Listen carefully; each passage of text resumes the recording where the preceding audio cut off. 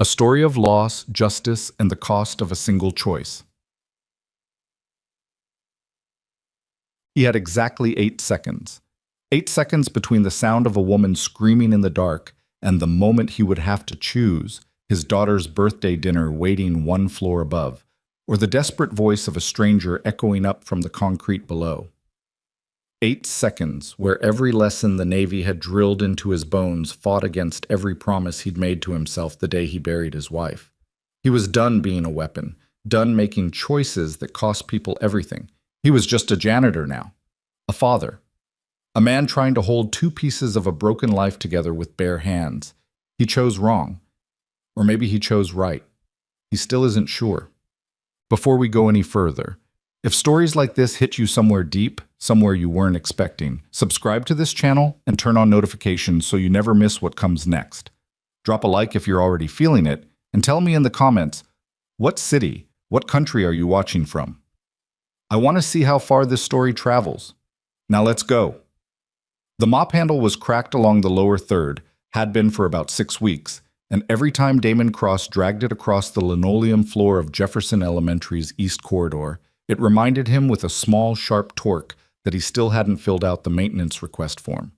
He kept meaning to. He kept forgetting. Or maybe he wasn't forgetting. Maybe he just didn't care enough about a cracked mop handle to spend 3 minutes of his lunch break on the paperwork.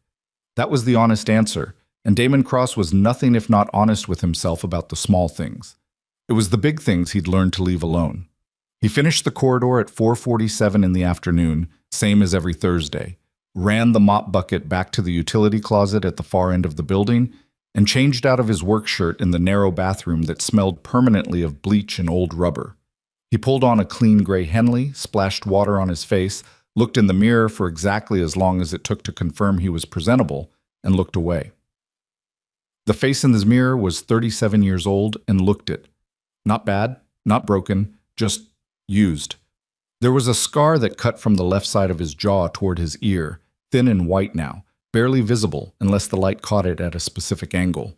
His hair had started going gray at the temples sometime in the last year, which his daughter Lily thought made him look distinguished, and which Damon thought made him look tired.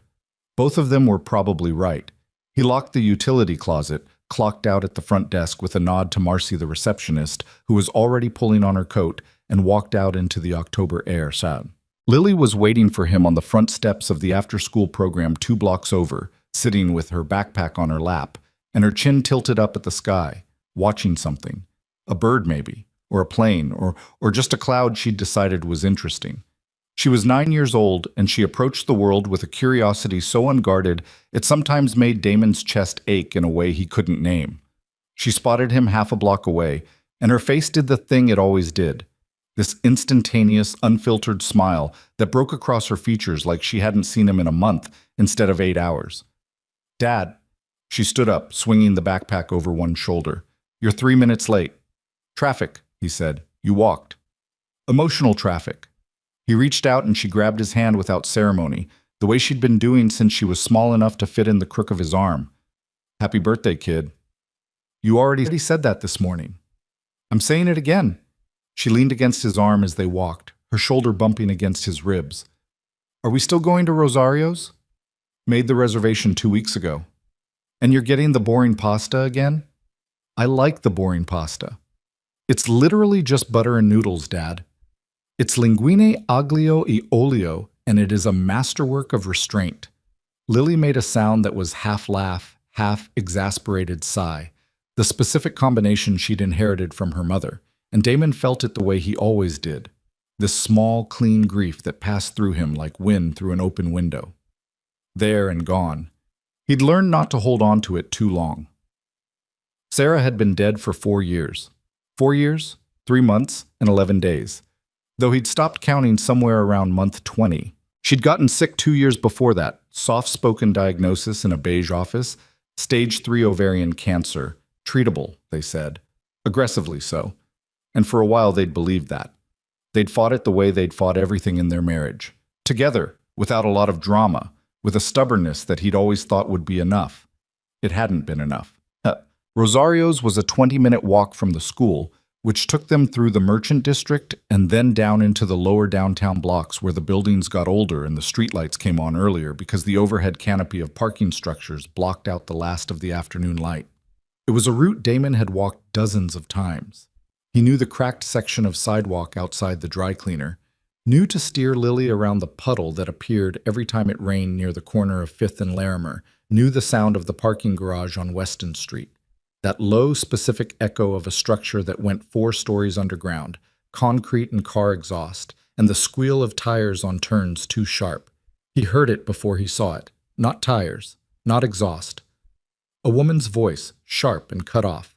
The kind of sound that happened when someone started to scream and then something, or someone, stopped them. Damon slowed.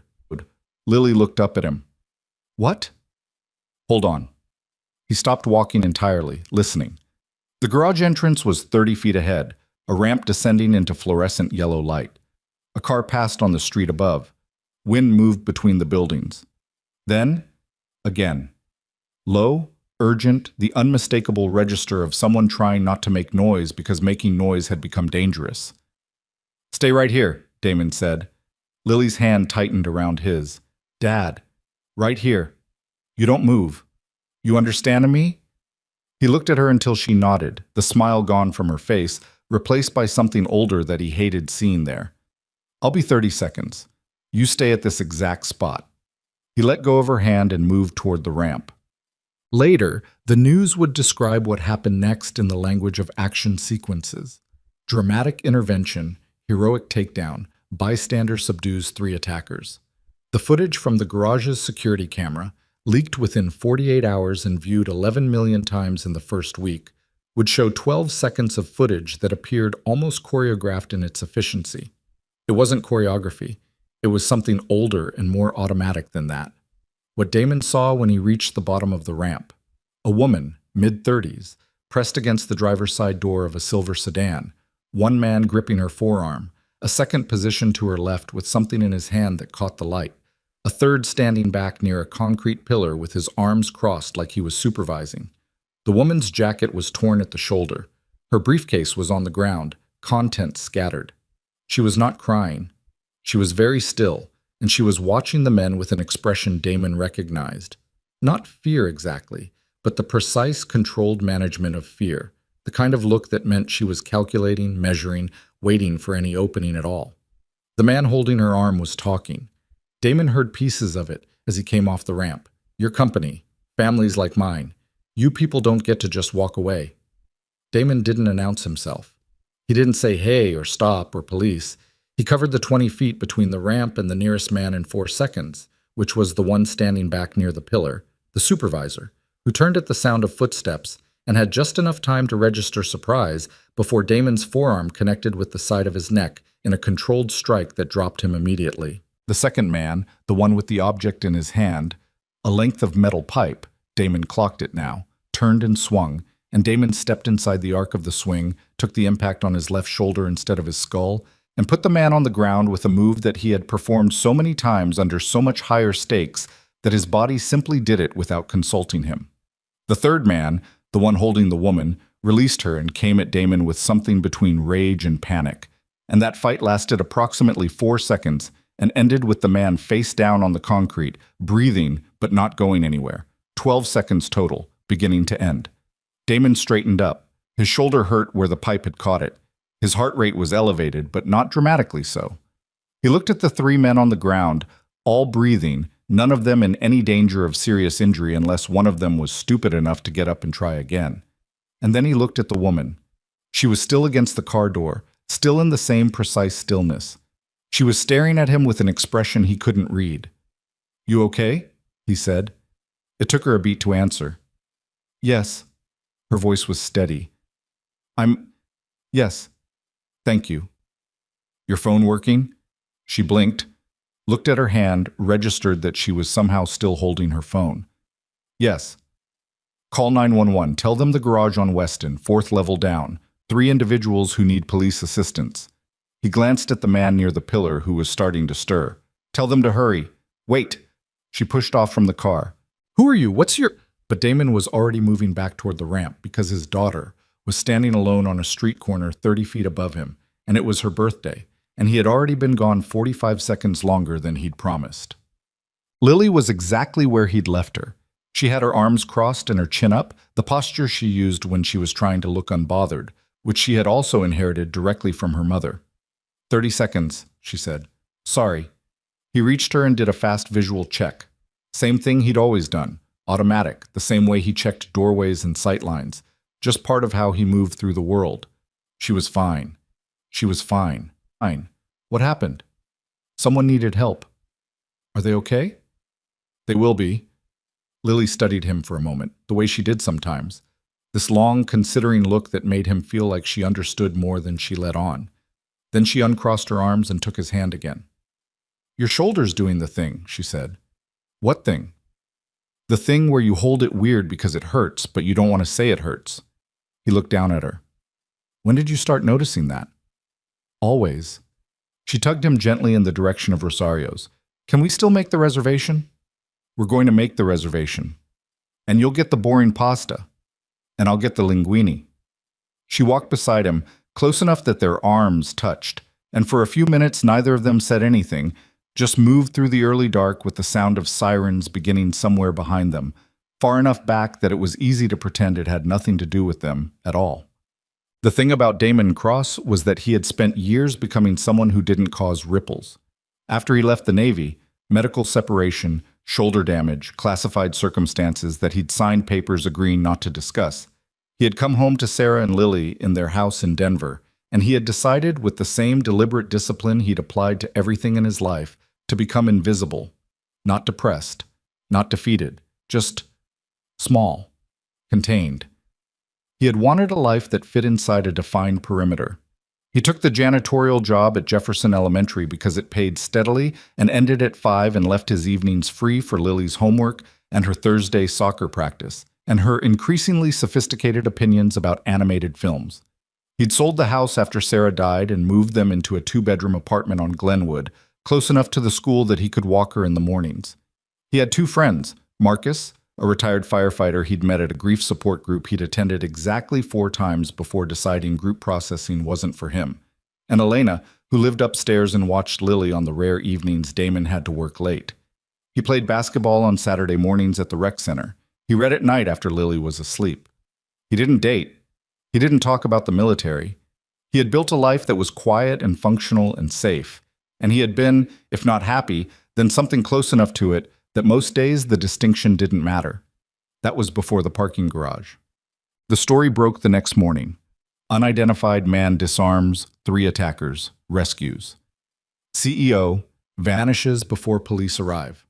The security footage was everywhere by noon. Damon saw it on the TV above the break room coffee maker at the school. 30 seconds of grainy footage that he watched with the strange detachment of seeing himself from outside himself. The 4-second sprint, the precise, efficient way he'd moved through the 3 men, the way he'd walked back toward the ramp without checking to see if anyone was filming. Can you believe this guy? Larry from facilities said behind him, holding a paper cup of coffee and squinting at the screen. FBI-level stuff, just walks away after, like some kind of ghost. Damon looked at the footage for another few seconds. Wild, he said. He finished his coffee and went back to work. At Rosario's the night before, Lily had ordered the carbonara and eaten it with focused attention, the way she ate things she really loved. They'd had a small cake at the table, psyched. The waitress had brought it out with a candle, which Lily had blown out with the slightly self-conscious dignity of someone who was 9 and therefore too old for certain public displays of enthusiasm, but still secretly delighted by them. What did you wish for? Damon asked. Can't say. You've been saying that since you were 5. I've never once violated a birthday wish. You can't know that. She scraped frosting off the side of the plate. What would you wish for, if it was your birthday? He thought about it honestly. I don't know. That's kind of sad. Or I'm already satisfied with my circumstances. Lily gave him the look, the one that meant she was 9 and not stupid. Dad? Okay, maybe I'd wish for the nuggets to finally... Dad. He set down his fork. I don't know, Lil. Something good I haven't thought of yet. He looked at her. Something I can't see coming. She seemed to accept that. She went back to her plate. Outside, the city moved past the restaurant windows, indifferent and bright, and Damon sat across from his daughter and watched her eat birthday cake, and felt briefly and completely like his life was exactly the size it was supposed to be. That feeling lasted until the next afternoon, when the second call came. Not from the police. They'd already left a voicemail he hadn't returned. This one came from a number he didn't recognize, a 415 area code. San Francisco. He let it go to voicemail, the way he'd been letting most things go. The message was 11 seconds long. A woman's voice, low, controlled, with an edge of something underneath that control that sounded like it had been there a long time. Mr. Cross, my name is Ava Sterling. You don't know me, but I think I know who you are. I'd like to talk. Please. A pause. Please. He stood in the utility closet with his phone in his hand for a long time after the message ended. He didn't know why he'd saved it instead of deleting it. He didn't know why, 3 days later, he still hadn't called back. He didn't know why the woman's voice kept returning to him in the quiet moments. Not the words exactly, but the quality of the pause before please, the specific sound of someone holding something heavy they'd been carrying alone for too long. He knew that sound. He'd made it himself, in a different life. He called her back on a Tuesday. No particular reason for Tuesday over any other day. It wasn't like he'd made a decision so much as the decision made itself. Somewhere between loading the dishwasher after Lily's dinner and standing in the kitchen afterward with the lights off, listening to the apartment settle around him the way old buildings do, all creaks and pressure shifts. He'd been avoiding the call for 6 days. He was tired of avoiding it. She picked up on the second ring. Mr. Cross.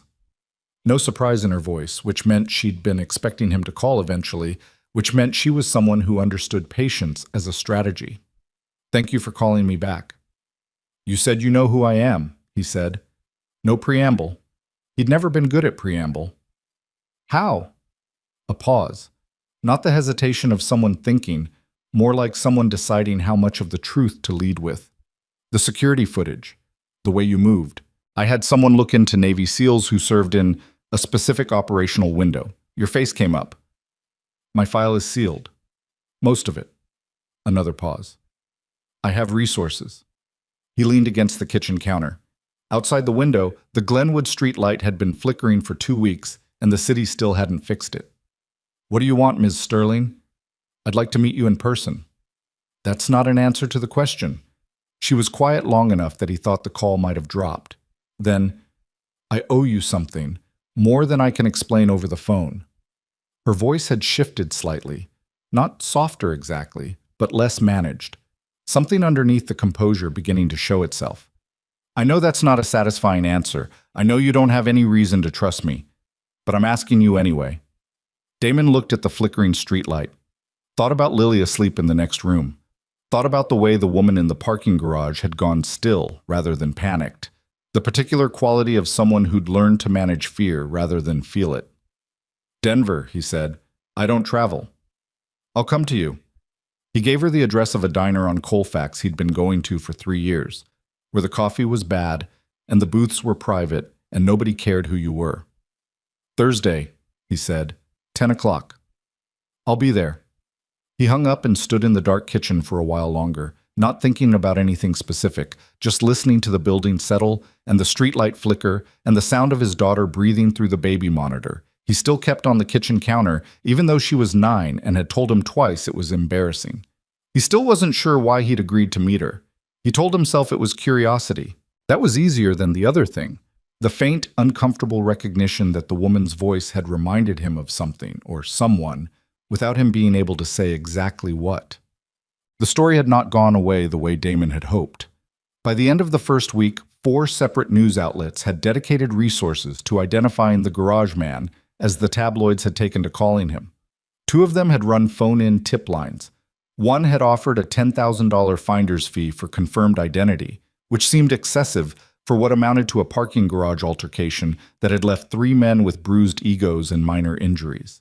Damon's picture had not appeared on any of them yet, but the footage had been analyzed by a retired FBI profiler on cable television who had described the man in the video as clearly military trained, almost certainly special operations, someone who has done this before in circumstances that required him to do it very quickly. which was accurate, and which was why Damon had started taking a different route to work. Marcus had called on Wednesday evening, his voice carrying the specific casualness of a man who was trying not to make a big deal out of something that was obviously a big deal. "You see that thing on the news about the parking garage?" "Heard something about it," Damon said. "Wild, right? Guy just destroys 3 people and walks away." A pause. "Reminds me of this guy I know, former military, very quiet, works at an elementary school." Marcus. "I'm just saying that." Marcus. Another pause. "You okay?" "I'm fine." "Lily okay?" "She's great. Great. She wants to know if you're coming to her soccer game Saturday." The deflection worked, the way it usually did with Marcus, because Marcus was a good friend, and good friends learn when to let something go. They talked about soccer for a few minutes and then hung up, and Damon went back to the book he'd been trying to read for the past week, which he still hadn't managed to get more than 40 pages into because he kept reading the same paragraph. Ava Sterling arrived at the Colfax Diner at 9:54 on Thursday morning, which meant she'd either been waiting nearby or she was the kind of person who built buffer time into everything. Damon was already in the back booth with coffee he'd barely touched. He recognized her immediately, not just from the garage, but because her face had been in the news for the past 2 years, the kind of low-level cultural presence that tech CEOs accumulated, whether they wanted it or not. Sterling AI Solutions, 30 years old, named to Forbes 30 under 30 twice, which he'd thought was mathematically odd when he'd seen it. Worth somewhere north of $4 billion, depending on the quarter. She looked different in person than she did in photographs. In photographs, she had a corporate precision to her. Hair controlled, expression calibrated, the whole presentation tuned to Project Authority. Sitting down across from him in the diner booth in dark jeans and a plain black jacket, no visible jewelry, no briefcase.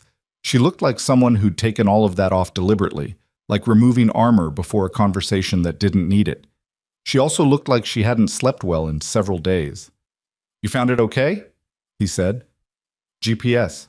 She looked at his coffee. "Is it terrible?" "Reliably." "Good." She flagged the waitress and ordered the same thing without looking at the menu. Then she put both hands flat on the table, a gesture that struck him as oddly deliberate, like she'd decided in advance to make herself physically open. "I need to tell you something," she said. "Before any of this goes further. Before you decide whether you want to hear the rest." He waited. "I looked you up," she said, "after the garage. I know you know that. I told you I did. But what I didn't say on the phone was what I found." She held his eyes. "Your wife's name was Sarah Cross. She was diagnosed with ovarian cancer in 2018. Her oncologist recommended a treatment protocol that included a clinical trial drug, Marinvax. Compassionate use application was filed with her insurer." A pause. "It was denied." Damon's hands were around the coffee cup. He didn't move them. "Keep going," he said, because his voice was working even if nothing else was. "The denial was generated by a healthcare resource allocation algorithm," Ava said. "It flagged Sarah's case as low-cost benefit probability. Stage, age, existing treatment burden." Her voice was steady, but her jaw was tight. "The algorithm was called Medicore. It was developed in 2016 and 2017 and licensed to 17 insurance networks." She stopped. "My company built it." The diner noise continued around them. The clatter of silverware, a conversation 2 booths over about a used car, the cook calling an order. Damon sat very still and let the information rearrange itself inside him, the way things do when you already half-suspected something and then someone confirms it and you realize the half-suspicion had been there for a while without your permission. "How long have you known," he said, "that Medicore caused denials since it launched?" Her voice didn't flinch from that. "We knew there would be denials, but that was the function. Cost allocation, resource distribution across large patient pools. We told ourselves it was neutral, mathematical." A muscle in her jaw moved. That it was better than the alternative, which was arbitrary human bias. She looked at her coffee when it arrived, didn't pick it up. That we were doing something efficient, something that would help the system overall. And I found Sarah's file 7 days ago. She said it flatly. Her name was in a class of 1,200 cases that my legal team has been quietly reviewing since a whistleblower filed a complaint in August. 1,200 denials in a 4-year window, categorized by Medicare as statistically low priority. 31 of those patients died within 2 years of the denial. She paused. Sarah was number 14. Damon put the coffee cup down. He didn't say anything for a while. Outside the diner window, a bus went by, and then a kid on a bicycle, and then nothing. Ava Sterling sat across from him and did not try to fill the silence, which was the first thing she'd done that he hadn't expected. She might have died anyway, he said finally. Not a question. Yes, Ava said. Maybe. The trial results were incomplete, but she didn't get to try. She met his eyes. That's not something I get to decide was okay because the math said so. Damon looked at his hands. The coffee was getting cold. He thought about Sarah in the beige office, the oncologist's voice, the word Marinvax, the way Sarah had written it down on a notepad she kept in her purse because she always wrote things down rather than trusting herself to remember them under stress. He remembered the letter from the insurance company.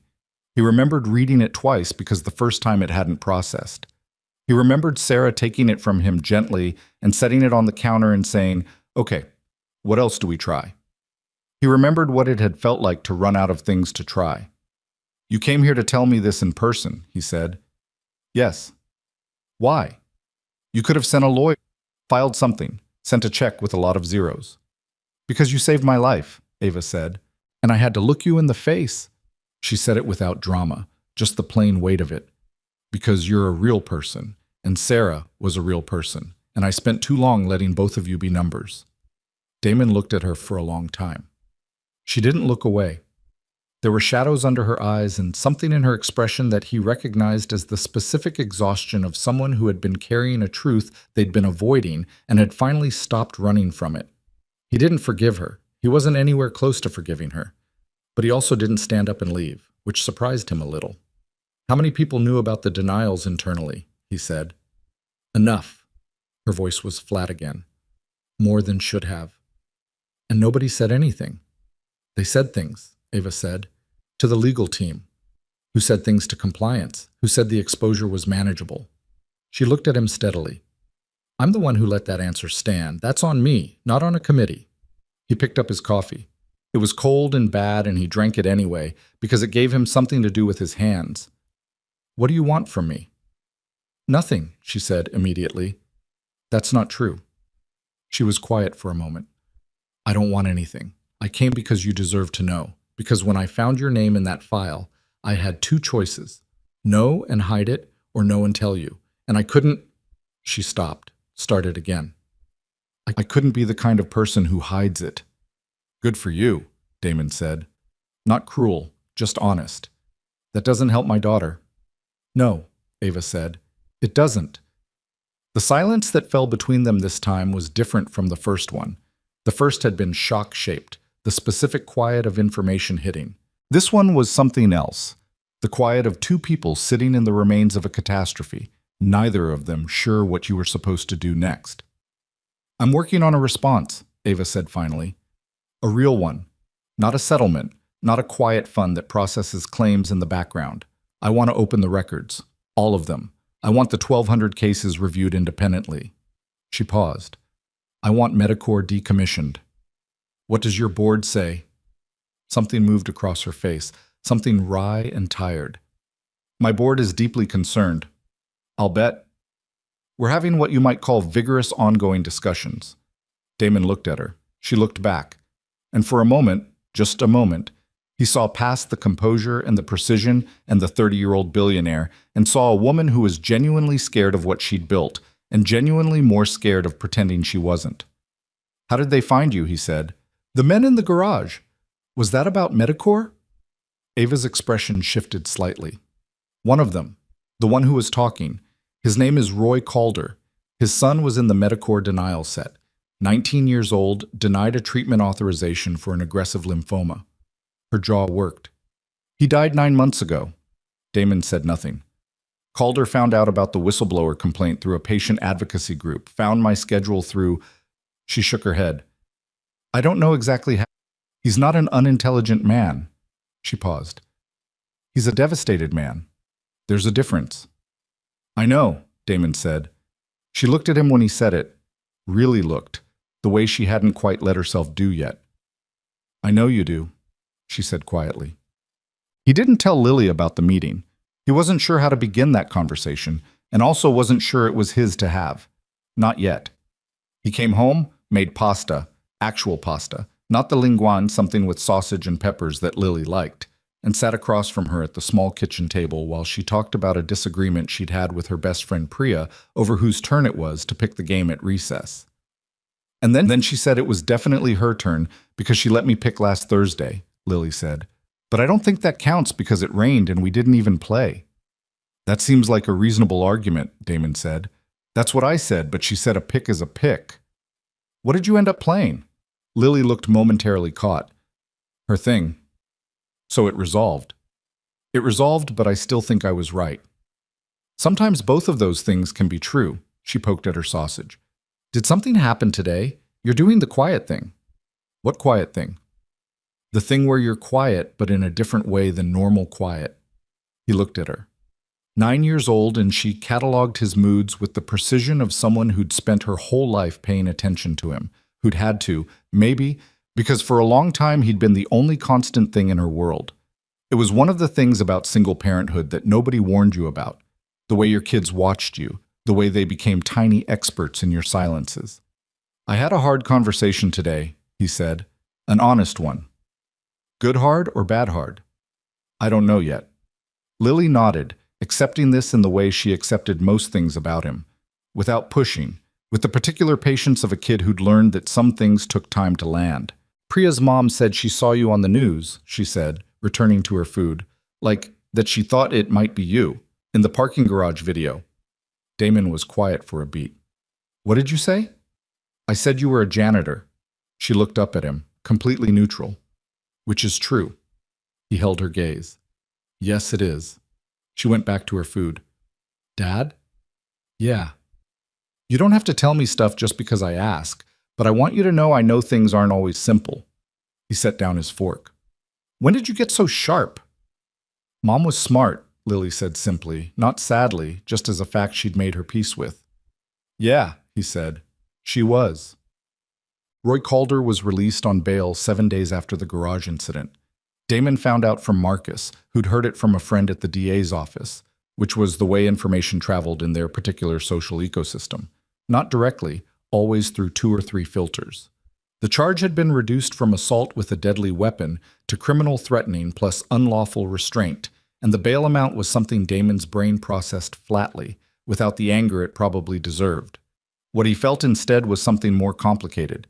He thought about what Ava had told him, Calder's son, 19 years old, lymphoma, denial letter. Thought about Roy Calder standing in a parking garage telling a billionaire. You people don't get to just walk away, and understood, on a cellular level, where that sentence came from. He didn't agree with what Calder had done. He would have done it again, stopped it again, because there was no version of himself that stood still while anyone was being threatened. But he understood the grief that had metastasized into rage and aimed itself at the one visible target. He'd felt something like it himself once. In the months after the denial letter, after the treatment timeline compressed and the options narrowed and finally ran out, he'd felt it in the direction of the insurance company, the algorithm, the nameless, faceless system that had looked at Sarah Cross and seen a probability rather than a woman who made him laugh at his own worst moods, and who cried at wildlife documentaries, and who had held his hand in a military hospital when his shoulder was in pieces, and told him it was going to be fine in a voice so certain he'd believed her. He'd never aimed that grief at a specific person, partly because he didn't know who to aim it at, partly because he had Lily, and Lily needed him to come home every night instead of becoming something that scared her. But he understood Roy Calder. That was the uncomfortable truth he sat with on the couch. Thursday night, after Lily was asleep, the TV off, the apartment quiet around him.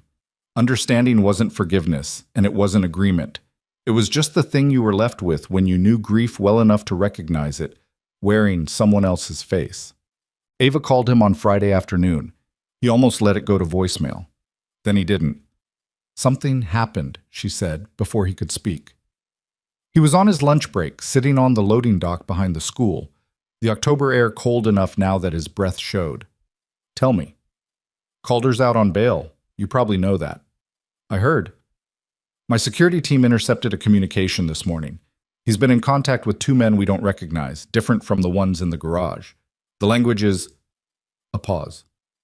It's not about me this time. Damon went still. What do you mean? The communication mentioned a janitor, Ava said. Her voice was careful in the way of someone who understood what they were about to say was going to land hard and was trying to deliver it cleanly anyway. And a little girl. The loading dock was cold and quiet, and he could hear the kitchen staff talking behind the closed door, and somewhere down the block a car alarm cycling through its tones. He stayed very still inside all of that and let the information settle where it needed to settle. You're sure, he said. I'm sure. He stood up. I need to call you back. Damon? 10 minutes, he said. Don't go anywhere alone until I call you back. He hung up and stood on the loading dock for exactly 30 seconds. Not thinking, just letting his body run the calculation that his mind already knew the answer to. Then he went inside, told Larry he had a family emergency, and walked the 6 blocks to Jefferson Elementary in 4 minutes, at a pace that was not quite running. Lily was in her classroom. He could see her through the window in the door, sitting at the second desk from the left, frowning at a worksheet with the concentrated effort she brought to math. She was fine. She was completely fine. He stood in the hallway and let out a breath that had been in his lungs since the loading dock. Then he called Ava back. I need to know everything you know about these men, he said. Names, descriptions, location data, if you have it. My security team is already working on it. Your security team isn't enough. A pause. I know, she said. Then, I'm sorry that I brought this to your door. You didn't... Don't, he said. Damon, you don't get to apologize for this one yet. Right now I need information, not an apology. His voice came out harder than he'd intended. He pulled it back slightly. Just tell me what you have, she told him. He listened, standing in the hallway of an elementary school with his daughter, 20 feet away. The familiar institutional smell of wax and whiteboard markers around him. His mind doing something it hadn't done in 4 years. Pulling up maps and threat assessments and contingency routes. The old machinery starting up again with the specific reluctance of an engine that had been left idle too long. It was the sound of himself becoming someone he'd tried very hard to stop being. He didn't like it. He also didn't have a choice. After he hung up, he waited in the hallway until the end of the school day, and when Lily came out of her classroom with her backpack and her frown already fading into the afternoon, he was right there. You're early, she said. Decided to walk you home today. She looked at him the way she always did when something wasn't adding up. Why? He reached out and she took his hand. Automatic, without thinking, the gesture of a kid who still trusted him completely, and he felt the weight of that trust sitting square in the center of his chest. I just wanted to, he said. She let it go. They walked home through the cold October afternoon, his daughter talking about the math worksheet and the injustice of long division, and Damon Cross walked beside her with his eyes moving across every doorway and side street and parked car on the route. The habits of a former life returned to him fully and completely, like they'd never left at all. He hadn't asked for any of this. He hadn't wanted it. He had wanted a quiet life and a cracked mop handle and bad coffee at the Colfax Diner on Thursdays. He had wanted his daughter to grow up in a world that didn't require him to be dangerous on her behalf. But wanting something and getting it had always been two separate conversations, and Damon had learned a long time ago that life didn't negotiate. The next 72 hours, Damon moved through his ordinary life with extraordinary attention. He walked Lily to school and walked her home. He took different routes each time. Not obviously different, not the kind of variation that would alarm her, just enough to break any pattern someone might be building. He started parking Elena's borrowed car in 2 different locations on the block. He mapped the sightlines from the apartment windows without moving the curtains. He did all of this quietly, the way he did most things, while continuing to mop floors and sign maintenance forms and eat lunch on the loading dock. And if any of his coworkers noticed something different about him, they didn't say so, because Damon Cross had always been the kind of man people found slightly difficult to read. He called Ava every evening, not because he decided to trust her. Trust was a structure that took time to build, and they didn't have enough time yet, but because she had better information access than he did, and information was the thing that kept Lily safe. On the third evening, she told him her security team had identified one of the two men from the intercepted communication. His name was Terry Grouse, former bail bondsman, 2 assault priors, currently working freelance. Working freelance was the phrasing Ava's head of security had used, and Damon understood what it meant without needing further translation. "Where is he now?" Damon said. "Denver." A pause. "Checked into a motel on Alameda 2 days ago." He was quiet for a moment. "You should have led with that. I found out an hour ago." "Ava." He kept his voice level. "Information like that comes first, not third, not after you tell me about your board meeting." "You're right. No defensiveness in it, just acknowledgement." "I'm sorry. I'm still learning how this works." "What did your security team recommend?" "Notify DCPD, file a report based on the communication intercept." "Have you done that?" "My legal team is reviewing the communication first, to determine what can be disclosed without—" "Ava." "I know," she said. "I know how that sounds. It sounds like a company protecting itself." The silence on the line had a particular quality. Not offended, not defensive, more like someone looking at a version of themselves they'd been trying not to look at. "I'm calling the detective on the original garage case in the morning," she said. "Everything goes to him, unfiltered." "Good." Another pause. "Damon, I want to move you and Lily somewhere safe while this is being resolved. I have a property outside." "No. It's not—" "I don't run," he said. "And I don't take my daughter out of her school and away from everything she knows because someone sent a threatening message. That's not how I operate." "How do you operate?" He looked out the kitchen window at the streetlight, which the city had finally fixed 2 days ago. "I stay visible where it's expected. I control the terrain I know. And I make sure the people coming at me don't get to choose the time and place." A long pause. "That sounds like military thinking." "It is." "Does it work in civilian life?" "So far," he said. And then, because it was true, and because he was too tired for anything else, "Get some sleep. You sound worse than yesterday." "I'm fine." "You're not. But that's your business." He paused. "Call the detective first thing." "First thing," she said. He hung up and stood in the kitchen and thought about Roy Calder, and about the grief that had turned into a plan, and about the particular cruelty of a world where 2 devastated men could end up on opposite sides of the same catastrophe without either of them having wanted to be there. He went to see her in San Francisco on a Thursday. Not because she asked him to, she had been careful not to pressure him into anything since the diner conversation.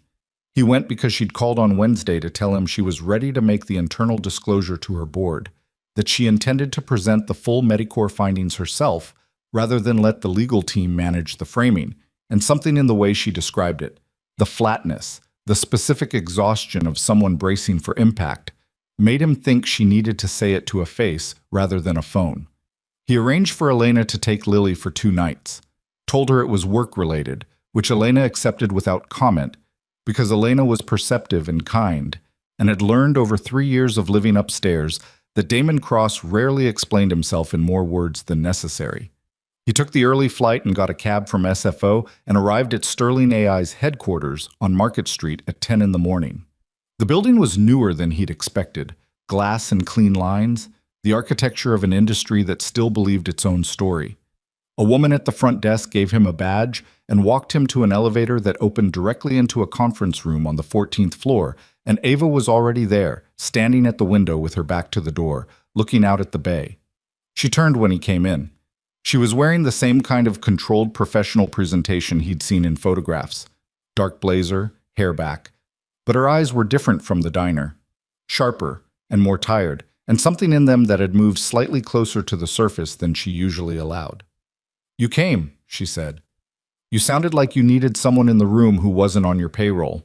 Something crossed her face. Not quite a smile, but close. "That's accurate." She gestured toward the table. "The board meeting is at 2. I have the full findings." She paused. 1,214 cases, 31 deaths, 4 years of documented internal concern that went unacted on. Her voice stayed even through all of it, which he was beginning to understand was how she handled things that were too large to absorb at normal volume. My legal team's best current estimate of liability exposure is somewhere between $6 and $900 million. Damon sat down. What does that do to the company? Depends on how it's handled. She sat across from him, same position as the diner. If we fight it, deny, delay, settle quietly, the company probably survives. Stock takes a hit, recovers eventually. This kind of thing gets managed all the time. She said it without bitterness, just as a fact about the world she'd been operating in. If I do what I want to do, which is open everything, admit everything, decommission Medicor publicly, and create a compensation structure with real teeth, the company loses roughly 60% of its current valuation. Immediately. Maybe more. What does your board want? What do you think? Manage it. Manage it, she confirmed. Two of them used the phrase strategic disclosure, which is the corporate language for admitting as little as possible in the way that creates the smallest legal surface area. And you're going to tell them no. She looked at him. I'm going to tell them no. He was quiet for a moment. Why are you telling me this before you tell them? Because... She stopped, started again, more carefully. Because you're the one person in this situation who has standing to tell me I'm wrong. If you thought I should manage it, if you thought a quiet settlement was better for the families than a public fight, I'd want to hear that from you before I walked into that room. She held his eyes. You have standing, Damon. Real standing. Sarah was number 14. He sat with that for a while. Outside the conference room windows, the bay was gray and flat under October clouds, a container ship moving slowly in the middle distance. He thought about Sarah's handwriting on the notepad. He thought about Lily's face on the first morning after the funeral, the particular confusion of a 5-year-old who understood that something was permanently different, but not yet the full shape of it. Manage it, and 1,200 families get a check and a non-disclosure, he said. Go public, and they get a record, an admission, a reason. Yes. Sarah wouldn't have wanted a check and a non-disclosure. Ava was very still. She'd have wanted the record, Damon said. She was a teacher. She cared a lot about what you called things. He looked out the window. She would have said that calling something a settlement when it's actually a cover-up was a way of making people invisible twice. Ava said nothing for a long moment. When she spoke, her voice was quieter than usual. She sounds like someone I would have wanted to know. You would have liked her, Damon said. She wouldn't have liked you at first. She had strong opinions about tech companies. He paused. She would have come around. She always did, with people who were willing to be honest about what they'd gotten wrong. Something in Ava's face shifted, opened slightly. It happened quickly, and then she pulled it back, not out of coldness, but out of the particular self-protection of someone who'd learned to keep the moving parts of herself internal. Okay, she said. Okay? I'm going to tell them everything. She straightened slightly. I wanted to hear you say she deserved the record. She did. I know. She looked at her hands on the table. I've known for a while. I just needed someone to say it who was allowed to. He didn't sit in on the board meeting. He waited in a smaller room down the hall with bad coffee and a view of an interior courtyard. And at 4:17 in the afternoon, Ava came out and sat down across from him and said, 3 of the 7 want to remove me as CEO. What do the other 4 want? 2 are waiting to see what the legal exposure looks like after a formal audit. 1 is in shock.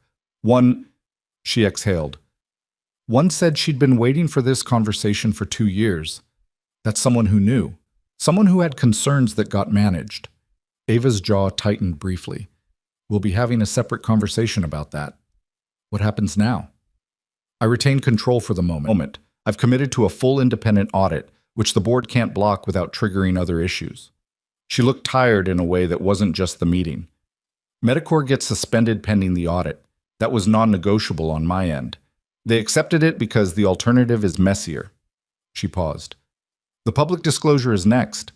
That part they can't stop either, once the audit is underway. Federal regulators have to be notified. Damon looked at her. You ready for that? No, she said immediately. But ready isn't the standard.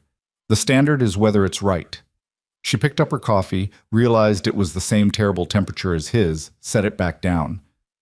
I keep thinking about something you said at the diner, about Calder, that you understood where the sentence came from. Yeah. I want to understand that, not as a PR position, not because it's strategically useful to appear empathetic during a corporate crisis. She looked at him directly. I want to actually understand it. What it feels like to be Roy Calder, standing in a parking garage, deciding that was the only move left. You want to understand a man who grabbed you by the arm and had a pipe. I want to understand what made him that, she said. There's a difference. Damon considered this. It's not complicated, really. It's just grief that ran out of legitimate targets. You spend long enough trying to fight a system, and eventually the system is too big and too diffuse to fight, so you look for the one face you can put on it. He set his cup down. Your face is pretty visible. I know. He was wrong to do what he did. That's not a complicated statement either, but wrong and understandable aren't mutually exclusive. Ava was quiet, absorbing this. Do you think he'll stop, now that there's a formal process moving? Depends on whether he believes in formal processes, Damon said. Men like Calder, after what they've been through, they don't always have a lot of faith left in systems doing the right thing. I can try to reach him, directly, through his attorney. That might help? He paused. It might not. Don't do it because you think it'll make him go away. Do it because his son deserved to be seen as more than a case number. She nodded slowly. His son's name was Marcus Calder, 19, pre-med. She said it like she'd been carrying it. He wanted to be a pediatric surgeon. Damon said nothing.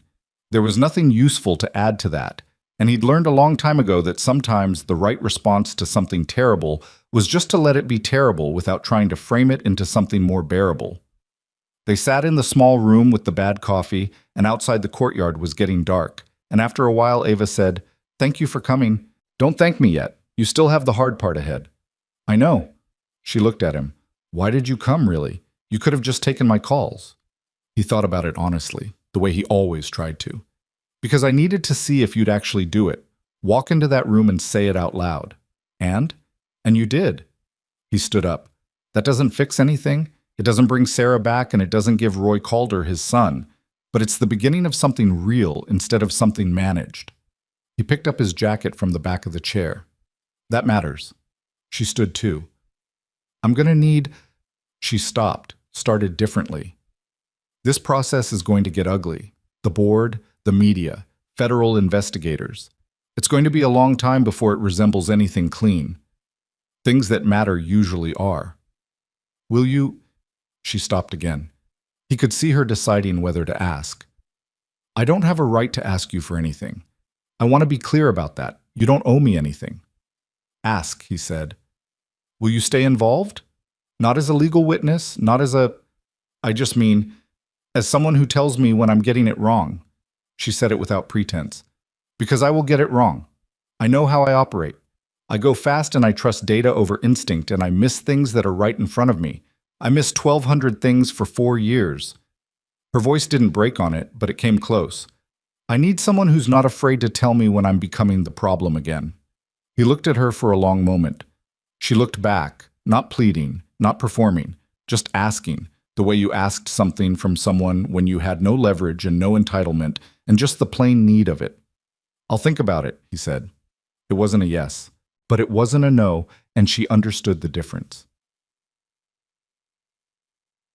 I was back in Denver by 10 that night, came in through Elena's upstairs, and picked up Lily, who was half asleep on Elena's couch, and wrapped herself around him in the instinctive way she had when she was tired, her arms around his neck, her face against his shoulder. How was she? He asked Elena quietly. Perfect, Elena said. She helped me make soup. She's a better cook than you. Everyone's a better cook than me. You should let her practice more. He carried Lily down the stairs and through their apartment door, and got her into bed without fully waking her, pulled the blanket up, sat on the edge of the mattress for a moment in the dark. She smelled like Elena's soap, and something that was just her, the specific warmth of his daughter, unchanged since she was an infant, the one constant in 4 years of everything else shifting.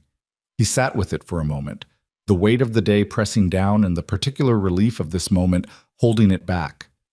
He was almost to the door when she spoke, quiet and not quite awake. Dad? Right here. Did the hard thing get less hard? He turned back.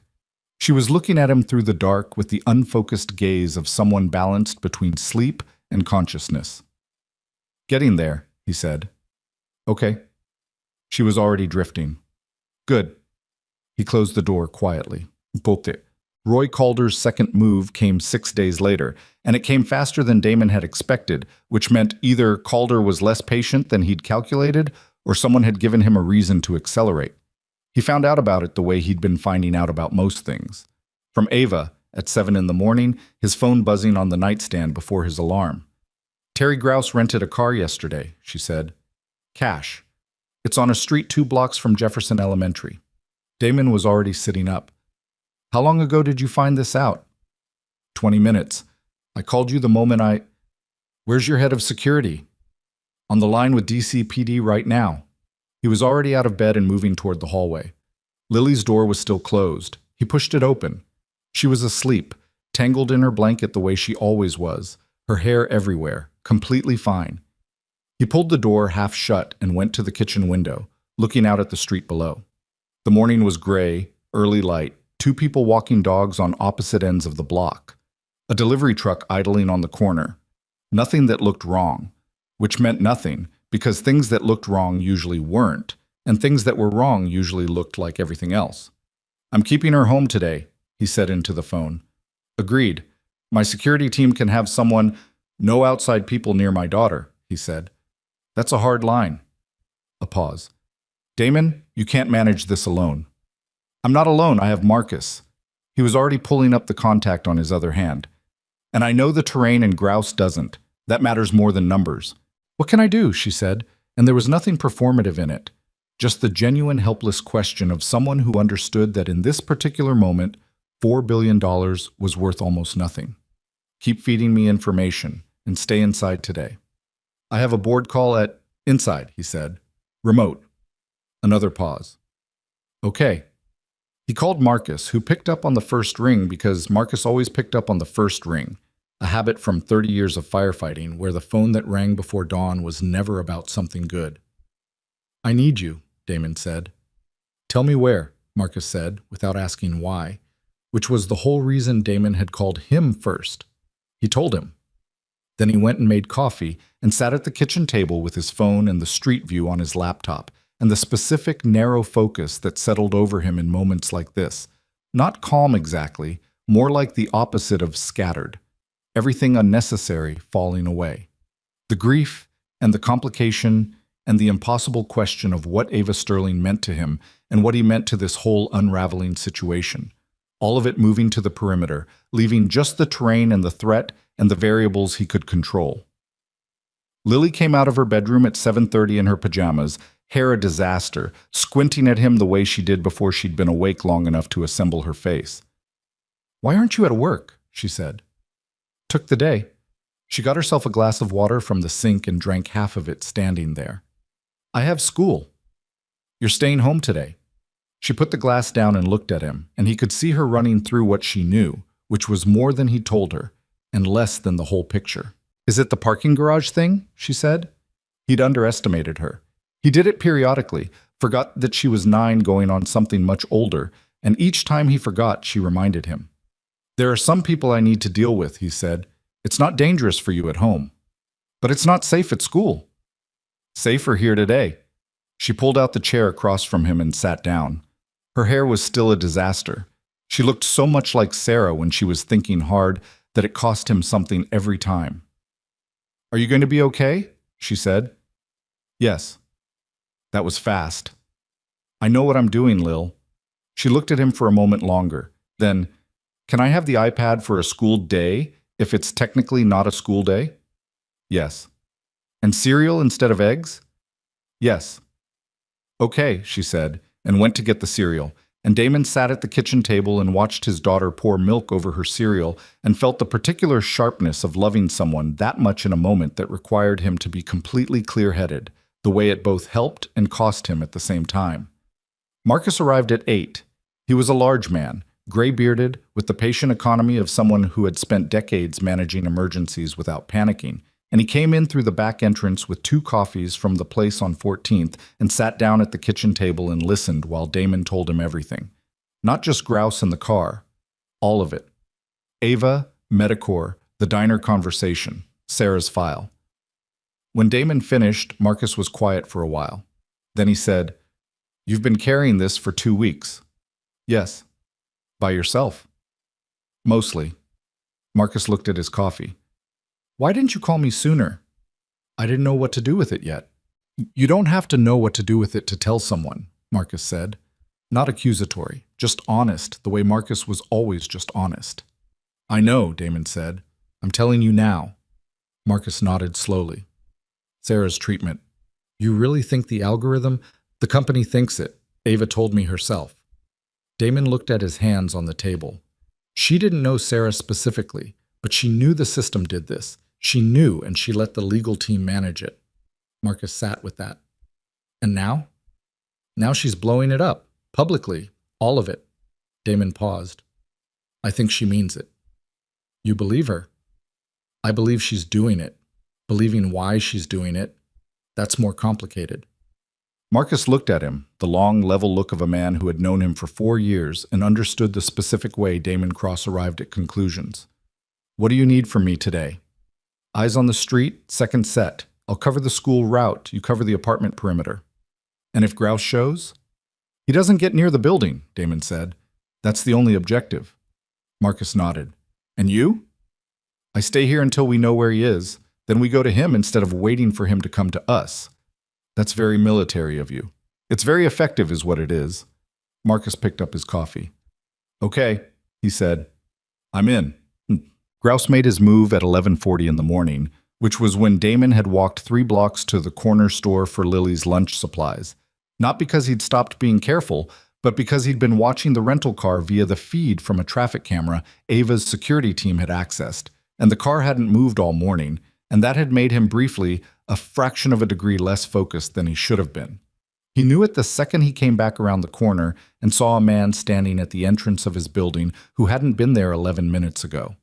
Medium height, thick through the shoulders, the specific stillness of someone trying to look like they had a reason to be somewhere they didn't have a reason to be. Damon stopped walking. Grouse hadn't seen him yet. He was facing the building entrance, watching the door, which meant he wasn't here to grab Lily. He was here to watch, to confirm address, routine, access points, preparation, not action. That was useful information. Damon circled the block and came up behind him from the south, and he was 6 feet away before Grouse registered his presence and turned, and by then the geometry of the situation had already resolved itself in Damon's favor, which was where he needed it to be. "Building's occupied," Damon said. "You're going to want to move along." Grouse looked at him. Then his eyes moved to the grocery bag in Damon's left hand, to his right hand, which was loose at his side, and Damon could see the calculation happening. How much trouble? What kind? What's the cost-benefit here? Which was fitting, in a darkly appropriate way. "You're not," Damon said. "You rented a car on cash yesterday. You've been parked on Elm for 18 hours. You're working for a man who is currently on bail for threatening a woman and her associates." He took one step forward, not aggressive, just closing the distance enough that the conversation became private. "And you're standing outside the apartment building where my 9-year-old daughter lives." Grouse had gone very still. "Here's what happens now," Damon said. "You call Roy Calder and you tell him this address is a closed door. You tell him the person who lives here is not his target, was never his target, and if that address comes up in any future conversation between the two of you, the police, who are already aware of your rental car and your location, will get a call within the hour." Man's eyes. "Tell him to put his grief somewhere that doesn't end with him in a cell and his son unmemorialized and forgotten. Tell him there's a process underway that will do more for his son's memory than anything he's planning." Grouse stared at him for a long moment. Whatever he'd been expecting, this wasn't it. "Who are you?" he said quietly. "Someone who understands where he's coming from," Damon said, "and someone who will not let him put a child in the middle of it." Another long moment. Then Grouse looked away. A specific kind of looking away. Not evasive, but more like someone standing down from something they'd half committed to. And he walked past Damon and down the block and didn't look back. Damon stood on the sidewalk for a moment, the grocery bag in his hand, the October air cold against his face, his heartbeat settling from the elevated place it had been. He called Ava. "Grouse just left the building," he said. "He's going to make a call." A pause. "And Calder?" "I don't know yet. but we bought time. He looked up at the building, at the window of their apartment on the third floor. How's the board call going? It's ongoing. Her voice carried the specific strain of a simultaneous crisis. Damon, I want to say something. Say it. I'm glad you're still alive. A pause. I know that's a strange thing to say. I've been thinking about the fact that you walked into that garage for me, and now you're standing outside your building protecting your daughter from consequences of the same situation, and I'm just glad you're okay. He looked at the window for another moment. So am I, he said, and meant it without knowing all the reasons why. He went upstairs and unlocked the apartment door, and Lily was on the couch with the iPad, and when she looked up, he gave her the most ordinary version of his face, the one that said nothing unusual had happened, the one he'd gotten very good at. And she looked at him for exactly 2 seconds with those eyes that cataloged everything. Cereal was good, she said. I got the stuff for grilled cheese, he said, holding up the bag. Her face did the thing it always did, the instantaneous, unfiltered smile. You're forgiven, she said. He went into the kitchen and started making lunch, and for a few minutes the apartment was full of the ordinary sounds of a Thursday, the tap running, the bread bag rustling, Lily's show playing quietly from the living room. And Damon stood at the counter and felt the weight of the last 2 weeks pressing through him like weather, not going away but changing shape, the way things did when you'd moved through the worst of them and hadn't lost what mattered most. He didn't know what was coming next. I didn't know what Roy Calder would decide, or what Ava's board would do, or what the federal investigators would find, or what he himself would do with all the things that were becoming true about his life, and the woman who had inadvertently altered it twice. He didn't have answers for any of that. What he had was grilled cheese and his daughter in the next room, and for today, that was enough of a foundation to stand on. Roy Calder called his attorney the same evening. Grouse left Damon's block. Damon found out about it 3 days later, not from Ava's security team, but from the detective handling the garage case. A compact, watchful woman named Reyes, who had been professionally patient with Damon's refusal to confirm his identity for 2 weeks, and had finally stopped waiting. She called him directly, using a number she'd obtained through channels she didn't explain, and said, Mr. Cross, I think we should probably talk in person now. They met at a coffee shop on Broadway. Reyes was younger than her voice suggested, mid-30s, dark hair pulled back, the specific economy of movement that came from years of reading rooms before entering them. She didn't waste time. Calder contacted us through his attorney yesterday, she said. He wants to cooperate with the Medicor investigation, formally, in exchange for the DA's office considering his cooperation when they review the garage charges. Damon looked at his coffee. His attorney told him about the federal angle. His attorney is smart, Reyes said. Calder is also smart, underneath the grief. He understands that what Sterling AI is about to do publicly changes the terrain considerably. She paused.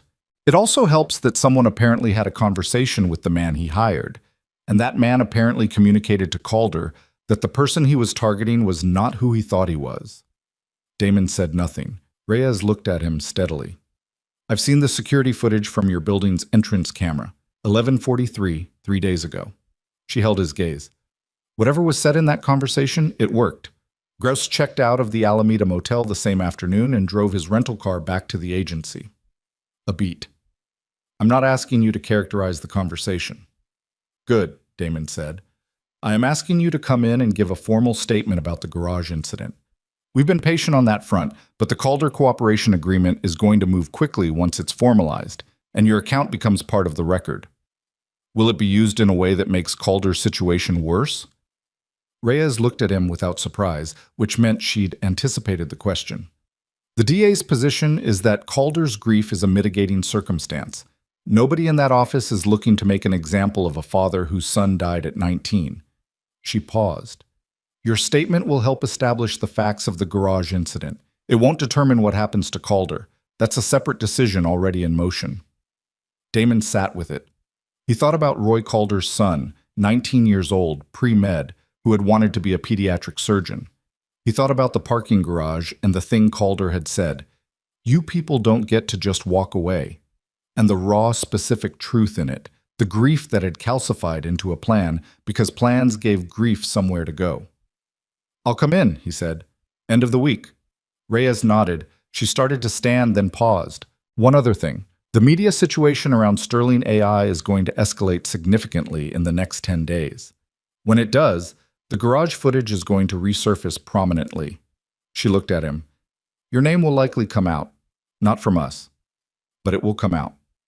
I know, Damon said. I wanted to give you time to prepare for that. I appreciate it. She left. Damon sat with his coffee for a while longer, watching the street through the window, thinking about the particular irony of a life that had been built on invisibility, now becoming impossible to keep invisible. He'd have to tell Lily before it happened. That was the first thing. Everything else could wait. He told her on a Friday evening after dinner when she was doing homework at the kitchen table and he was washing dishes at the sink. He'd been trying to figure out the right way to begin the conversation for 3 days. And then he decided there wasn't a right way, and he should just begin it. Remember Priya's mom, he said, who thought she saw me on the news. Lily looked up from her homework. Yeah, she was right. His daughter set down her pencil. She did it slowly, with a carefulness that told him she'd been waiting for this conversation too. The parking garage. Yes. You said someone needed help. 3 men had a woman cornered. I helped her. He turned off the tap and turned around. The woman is named Ava Sterling. She runs a technology company in San Francisco. Lily was watching him with the focused attention she brought to things that mattered to her.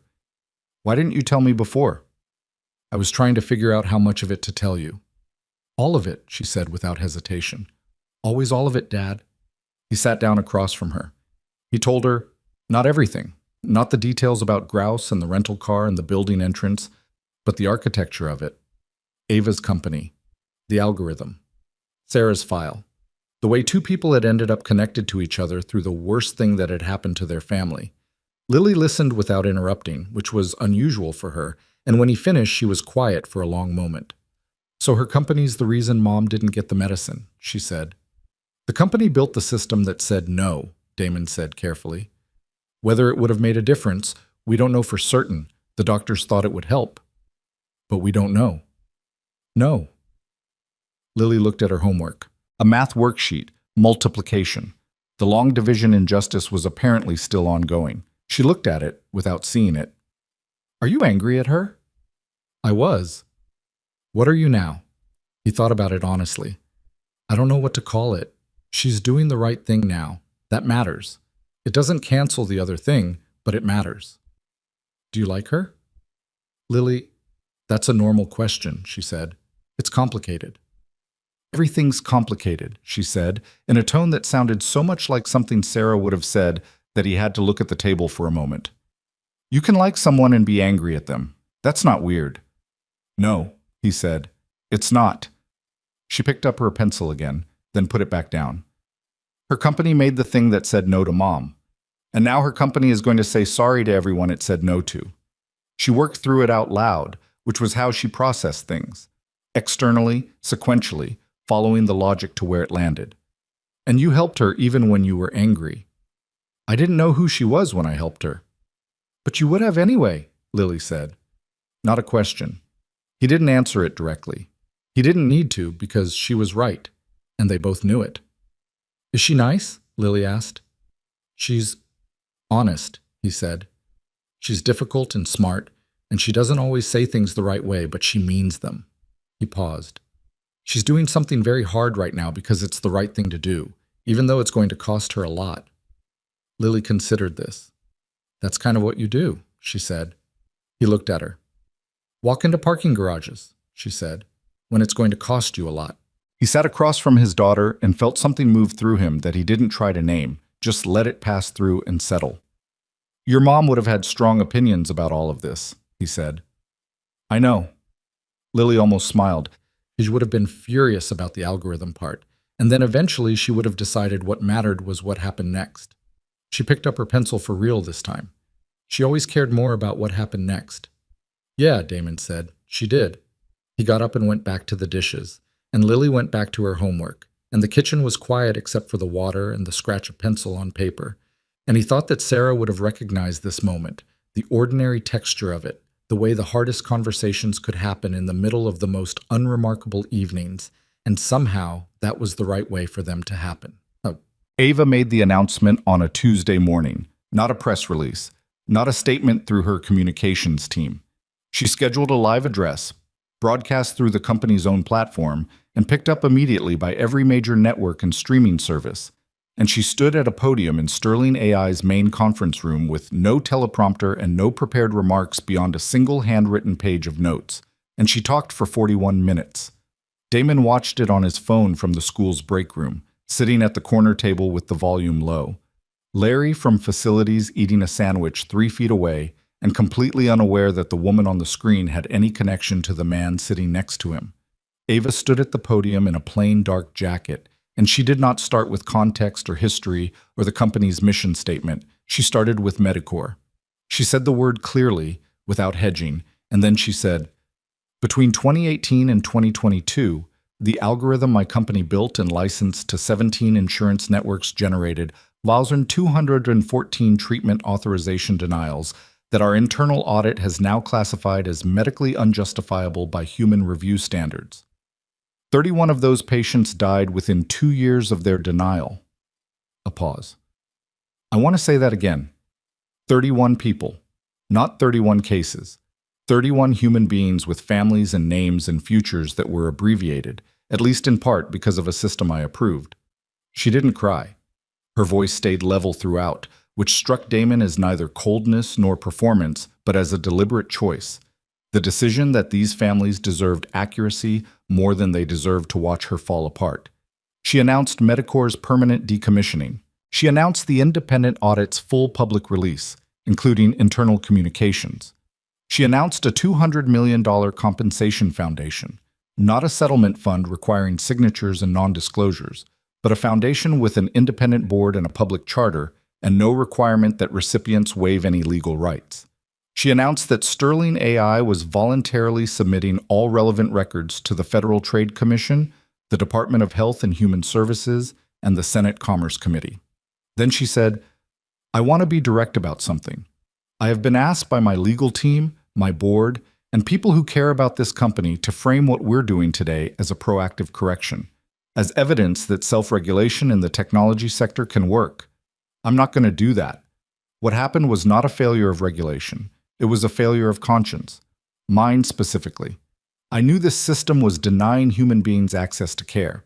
I allowed the conversation about that to live in legal memos and compliance meetings instead of bringing it into the open where it belonged. There is no framing that makes that acceptable, and I'm not going to insult the families involved by looking for one." Larry from facilities had stopped eating his sandwich. He was looking at the phone screen from across the table. "Isn't that the parking garage lady?" he said. "Yeah," Damon said. "She's something else," Larry said, with a kind of simple, genuine admiration that didn't require any further context. "Yeah," Damon said again. "She is." The calls started coming in to Ava's communications team within hours and did not stop. Media requests, legal inquiries, messages from the families of the 1,214, statements from members of Congress, a response from the FTC that was uncharacteristically swift, and from 3 of the 17 insurance networks that had licensed Medicor, 2 threatening litigation and 1 requesting an urgent meeting to discuss proactive cooperation, which Ava's attorney described as the corporate equivalent of a man who helped you rob a bank, suddenly very interested in talking to the police before you did. Damon watched the coverage from a distance, the way you watched weather from inside a building, aware of the scale of it, insulated from the worst of it, but knowing the insulation wasn't permanent. His name came out on Thursday.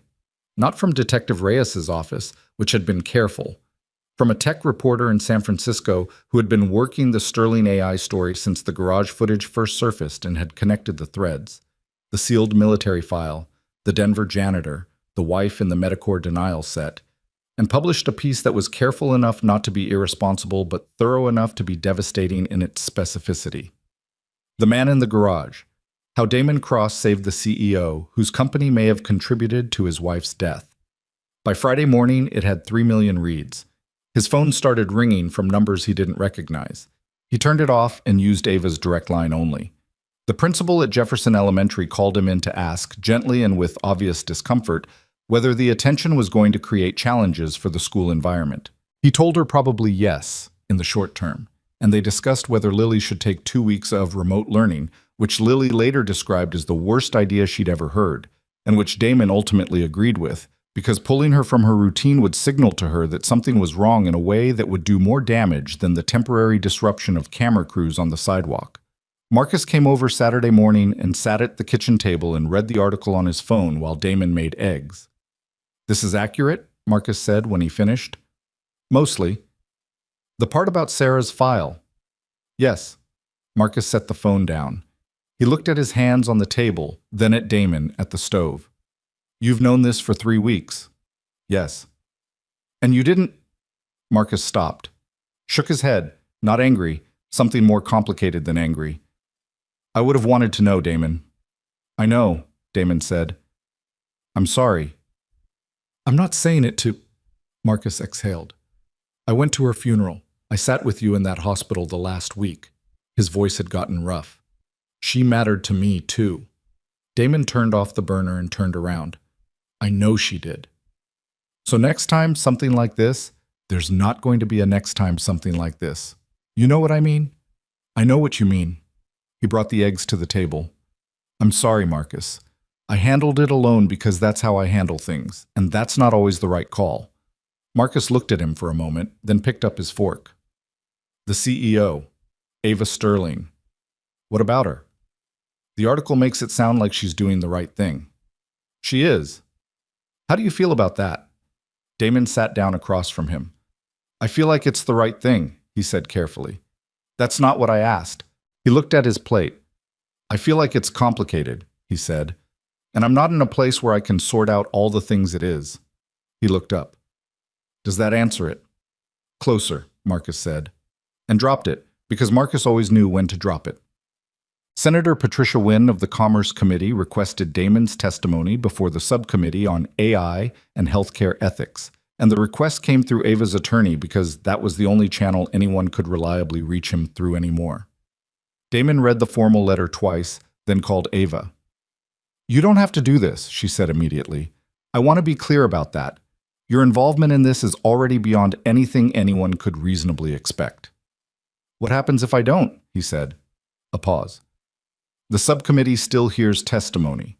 From me, from the audit team, from affected families who've agreed to participate.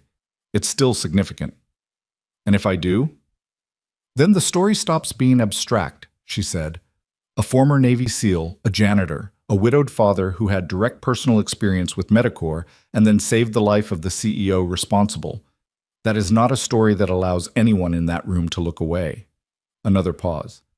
"But Damon, that's a reason for me to want you there. It's not a reason for you to go." He thought about Lily saying she always cared more about what happened next. "When?" he said. 3 weeks. Washington. "I'll need to arrange for Lily." "I'll arrange whatever you need," Ava said immediately. "Flights, hotel, childcare if you want it, anything. Whatever makes it possible." "Elena can take her," he said. "I don't need your logistics." "Okay," she said quietly. "Okay." He was about to hang up when she spoke again, and her voice had shifted slightly, come down from the professional register to something less managed. "Damon, this is going to be difficult. Testifying, saying Sarah's name in a hearing room in front of cameras." A pause. "I want you to know that you don't have to protect me in there. You don't have to be fair to me or balanced or generous. You can say exactly what this cost you, all of it, without softening any of it for my sake." He was quiet for a moment. "I know," he said. "I mean it." "I know you mean it." He paused. "That's actually why I'm going." The Senate hearing was on a Wednesday in November, 3 weeks later, in a wood-paneled room that smelled like old carpet and institutional coffee. Damon sat in the gallery while Ava testified first, which took 2 hours and was the most thorough public accounting he'd ever watched a corporate executive give, not because she was a skilled communicator, which she was, but because she kept refusing the exits the senators kept inadvertently offering her.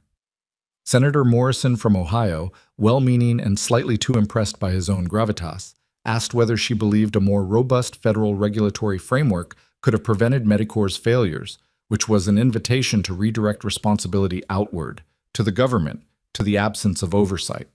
Ava looked at him politely and said, I think regulation might have accelerated disclosure, but the failure was not regulatory. I had internal reports identifying the harm Medicare was causing as early as 2020. I chose not to act on them adequately. A regulation can't fix a decision I made. Morrison blinked and moved on.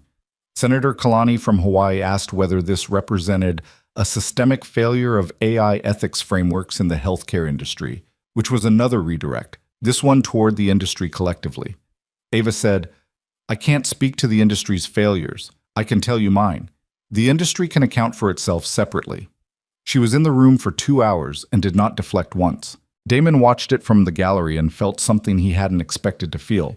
Not forgiveness, which was still somewhere further down a road he hadn't finished traveling, but a specific kind of respect that had nothing to do with liking someone and everything to do with watching a person refuse to be smaller than the moment required. He testified at 2 in the afternoon. He hadn't written anything down. Ava had offered him a prepared statement, which he'd declined. Marcus had suggested bullet points, which he'd also declined because bullet points were for people who didn't know what they needed to say, and Damon knew exactly what he needed to say. He'd known since the diner, maybe earlier, maybe since the letter from the insurance company 4 years ago, maybe since the moment Sarah had taken it from his hands and set it on the counter and said, "Okay, what else do we try?" He sat at the table and gave his name and his background, the Navy, the injury, the separation, the move to Denver. He talked about Sarah without notes, in the specific unadorned language of a man who had no interest in making his grief eloquent. He said she was a 4th-grade teacher. He said she liked terrible reality television and excellent novels, and that she made the best green chili he'd ever had in his life. He said she was 34 years old when she died, and that Lily was 5 and didn't fully understand what she'd lost yet, and that watching her understand it gradually, in pieces, over the years since, had been one of the hardest things he'd ever experienced. He said, "The denial letter said the requested treatment did not meet the cost-benefit threshold for authorization." I read that sentence 4 times. I kept thinking it was talking about money, about whether the treatment was worth the cost to the insurance company. He paused. Eventually, I understood it was also making a claim about whether Sarah's life was worth the investment. And some system, somewhere, had run that calculation and come up with an answer, and nobody had checked it, and nobody had been required to explain it to us, and nobody had put a human face on the decision. He said, "My daughter is 9 years old, she is funny and sharp, and she misses her mother in ways she's still finding language for. She deserved to have her mother at her birthday this year, and the year before, and the year before that. I don't know for certain that the denial killed Sarah. I know it didn't give her a chance." He stopped. "That's what I want this committee to understand. It wasn't about efficiency or resource allocation, it was about a chance. And the system took the chance away before anyone with a face and a name had looked at her file." The room was very quiet when he finished. Senator Wynne thanked him and began to speak, but Damon looked across the room to where Ava sat at the side. Not the witness table anymore, just a seat along the wall. And she was looking at him with an expression he'd seen only once before, in the small room in San Francisco with the bad coffee and the courtyard going dark. The look of someone who had been carrying something alone for a long time and was finally, slowly, setting it down. He looked away first, back to Senator Wynne, because there were more questions, and he'd come here to answer them. The coverage was immediate and significant. His face was on every major platform by evening. Not the blurry security footage this time, but the committee footage. Damon Cross in a plain blue shirt at a Senate witness table, talking about his daughter and a woman who had liked terrible reality television. The clip ran 11 million times in the first 18 hours. Media producers started calling it the most watched congressional testimony in 5 years, which seemed like an odd metric and probably wasn't accurate, but the sentiment underneath it was real enough. 3 sitting senators announced new AI oversight legislation by Friday. The FTC expedited its review of Medicare's licensing agreements. 2 of the 17 insurance networks that had licensed Medicare issued preemptive public statements of cooperation before anyone had asked them to, which Detective Reyes, calling to congratulate him on nothing in particular, described as what happened when large institutions got scared of being the last domino. Roy Calder watched the testimony from his attorney's office in Cincinnati. Damon found this out from Reyes, who found it out from Calder's attorney, who mentioned it in a way that suggested it had mattered to his client. Calder didn't reach out directly. Damon didn't expect him to. Some griefs weren't ready for direct contact, and understanding that was enough. What Damon didn't expect, what genuinely surprised him, in a way that not much had surprised him in years, was Lily. He came home Thursday evening to find her sitting at the kitchen table with her laptop open, watching his testimony. She'd found it herself, apparently, after a kid at school told her it was online. She watched the last 4 minutes of it while he stood in the kitchen doorway, still in his coat from the airport. When it ended, she closed the laptop and looked at him. "You talked about Mom," she said. "Yes. The green chill thing is true. It's absolutely true." She was quiet for a moment. "Were you scared?" "A little. More just—" He paused, aware of the size of it. Did it help, saying it out loud in front of all those people? He thought about it. Really thought, because she deserved the real answer.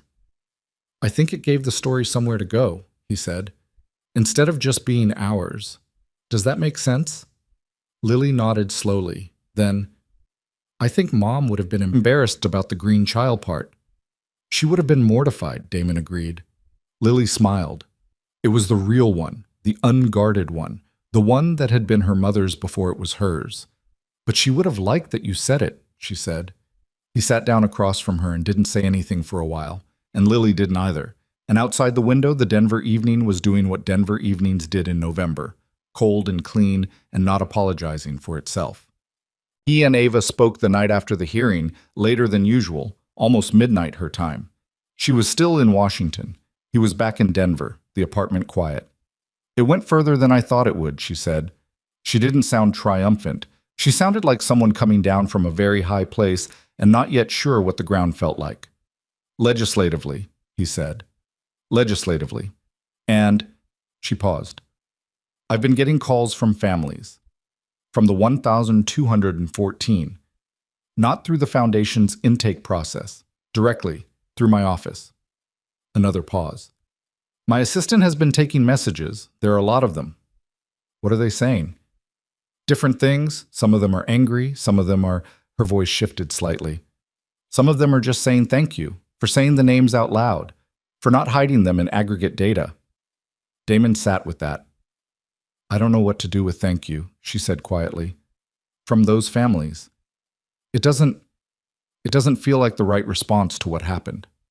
"It's not a response," he said. "It's a beginning." She was quiet for a moment.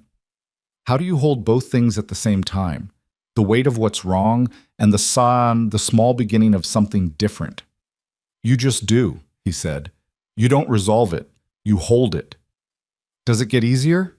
He thought about Sarah's notepad and Lily's unguarded smile and the cracked mop handle he'd never filled out the maintenance form for. "Some of it does," he said. "The parts that are supposed to." Another silence, softer than the ones earlier in their acquaintance. "Damon," she said, "what you said today about Sarah, She stopped. "I'm not going to say I'm sorry again because you've heard it enough and words are starting to feel like the wrong unit of measurement for this." "Yeah," he said, "but I want you to know that I heard every word you said in that room, and I'm going to be hearing it for a long time." A pause. "I thought you should know that." He looked at the kitchen window. The streetlight was steady now, fixed, no longer flickering. "I know," he said. "Get some sleep," she said. "You too," he said. He sat in the kitchen for a while after he hung up, not thinking particularly, just sitting with the quiet of the apartment and the distant sound of traffic and the specific feeling of a day that had been very large and was now, finally, becoming smaller. Tomorrow would be ordinary. Lily's breakfast, the walk to school, the mop and the linoleum and the cracked handle he still hadn't replaced. He needed the ordinary tomorrow. He needed it badly. He turned off the kitchen light and went to bed. The maintenance request form for the cracked mop handle was finally submitted on a Monday morning in January, 14 weeks after Damon had first noticed the crack, and 8 weeks after his face had been on every major news platform in the country. He filled it out at the utility closet, same as always, using the same pen that lived in his shirt pocket, the same clipboard that hung on the same nail. Larry from facilities accepted it with the same mild nod he gave every maintenance request, and that was it. 3 minutes of his Monday morning resolved. He stood in the hallway afterward and thought about how strange it was that some things stayed exactly the same size regardless of what happened around them.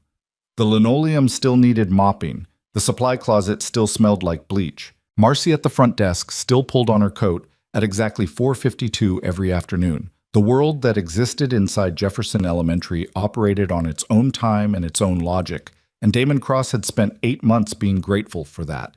The specific mercy of work that required your hands and left your head alone. He'd given his notice 3 weeks earlier, not because he'd stopped valuing what the job was, but the simplicity of it, the clear objective, the absence of ambiguity, but because something else had become necessary. He'd fought that conclusion longer than was probably rational, sitting with it through December and into the new year, turning it over the way he turned over decisions he didn't fully trust himself on yet. But eventually the conclusion had won, the way honest conclusions usually did. His last day was a Friday in late January. Marcy gave him a card signed by the whole office staff. Larry gave him a handshake and told him he'd been the most reliable person in the building for 3 years, which was the kind of compliment that meant more coming from Larry than it would have from almost anyone else. The principal, Dr. Anand, walked him to the front door and said she hoped he understood the difference he'd made, and Damon said he hoped she knew she ran a good school, and they shook hands, and he walked out into the January cold for the last time as a janitor. He stood on the front steps for a moment. The morning was bright and dry, the kind of Colorado winter day that looked warmer than it was. Down the block, a kid on a bicycle was navigating around a patch of ice with the intense concentration of someone who knew exactly how much it was going to hurt if they fell.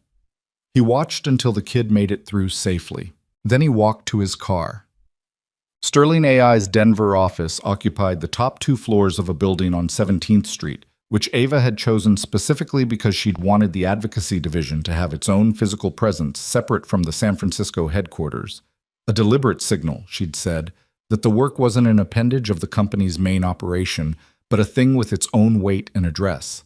Damon had visited twice during the build-out phase, and both times had said it looked fine, which Ava had accepted with the particular expression she used when she thought someone was being willfully unhelpful. His official title was Director of Patient Advocacy, which he'd agreed to after a 20-minute argument about whether director was the right word for a role that he described as making sure the company never again confused efficiency with conscience. Ava had said director was accurate and that he was going to have to accept that some things had titles whether he liked it or not. He'd said that was a very corporate thing to say. She'd said welcome to the corporation. They'd gone back and forth like that for a while, which had become, without either of them formally deciding it, the way they talked to each other. A specific friction that was more comfortable than agreement.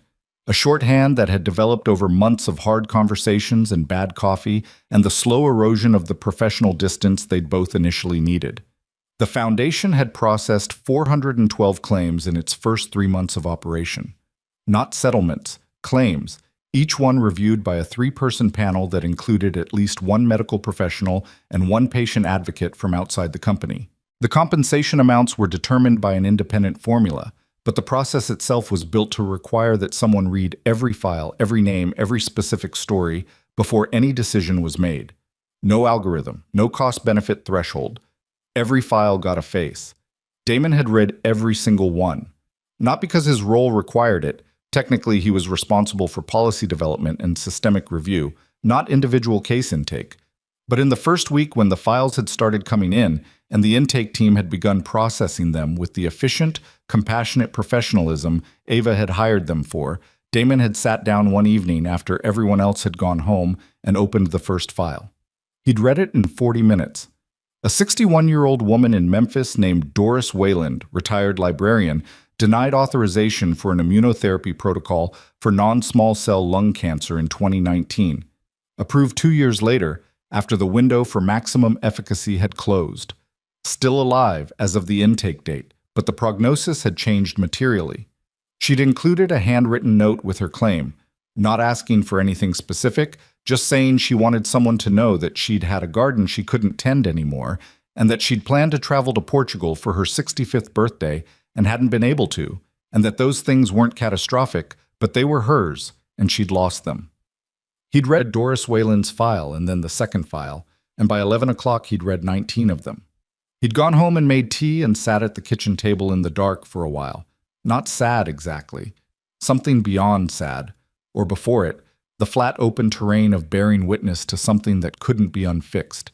He'd read all of them. It took 6 weeks. He did it after hours, 2 or 3 files a night, and he never told Ava, and she never asked, but she knew, the way she knew most things about what he was doing without requiring him to explain it, which was one of the things about her that still surprised him sometimes.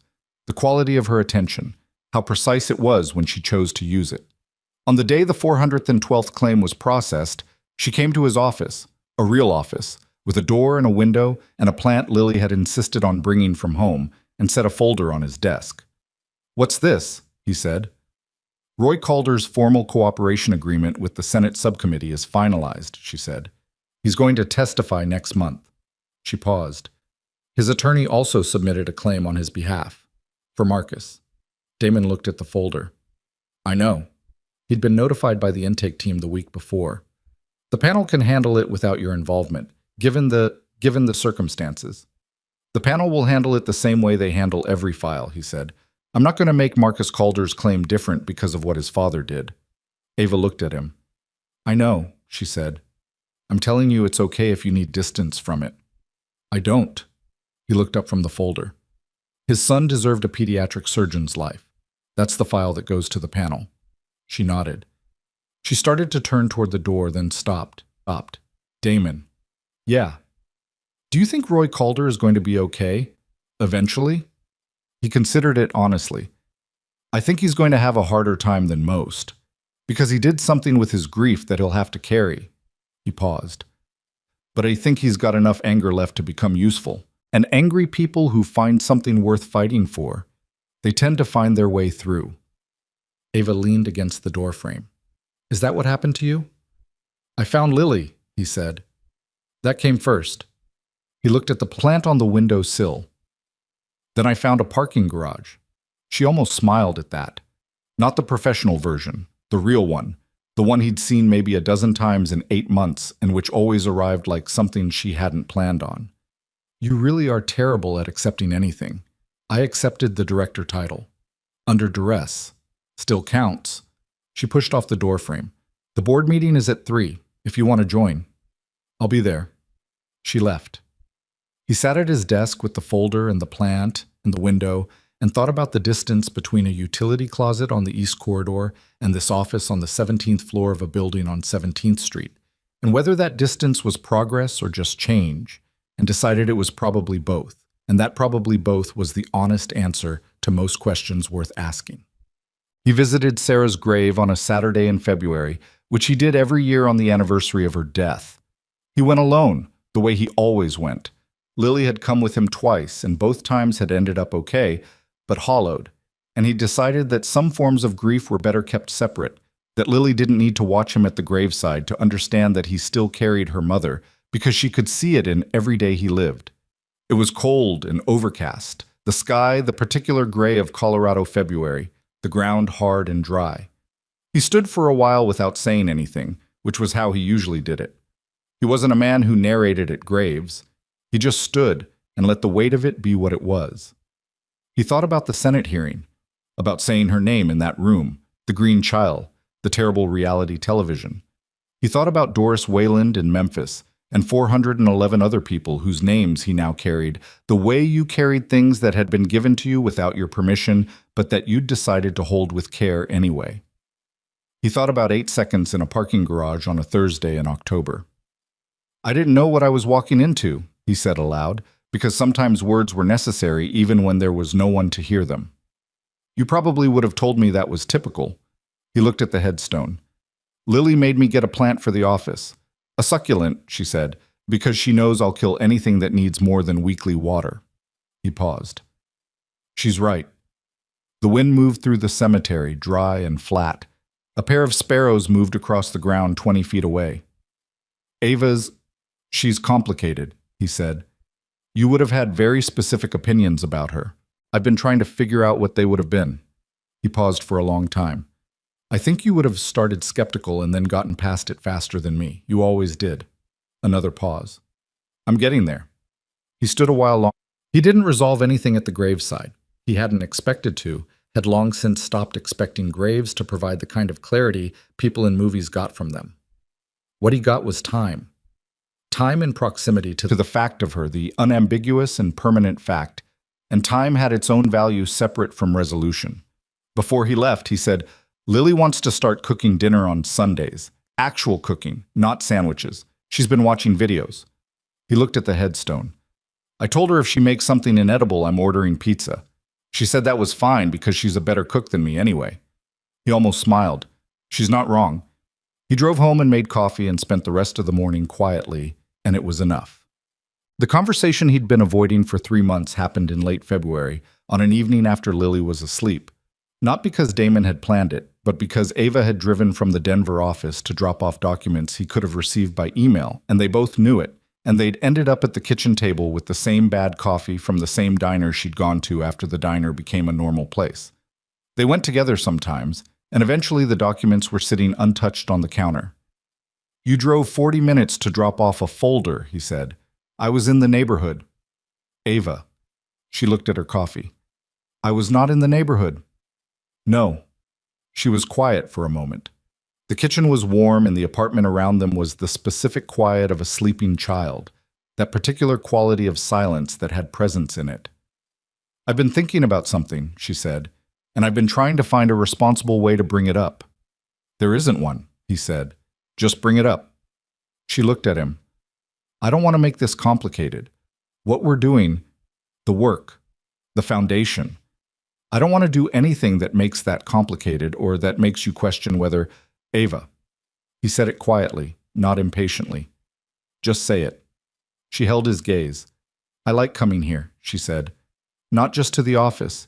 Here, to this kitchen. I like it when Lily argues with me about my opinions on animated movies, which are apparently wrong across the board. I like the coffee, which is terrible. I like—" She stopped, started again.